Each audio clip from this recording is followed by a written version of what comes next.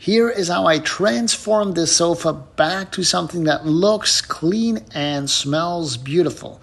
A lot of stains to work with, but look at these beautiful results I got. Look at this. Just clean fibers. Pure perfection. That's what you want, and that is what the customer wants. Always, always make sure to thoroughly vacuum. That is the first step, and it's a crucial step. You want to make sure you get all that dust out and dirt before you start saturating it. Then you go ahead and pre-spray all the stains, making sure you get that solution everywhere. Now go ahead with a brush to work it into all the fibers. I always like doing first step with a brush and then a microfiber cloth to help buff out any staining, and then move on to the beautiful extractor with steam. As you can see, all that dirt gets lifted into the machine and you'll be left with beautiful, beautiful results.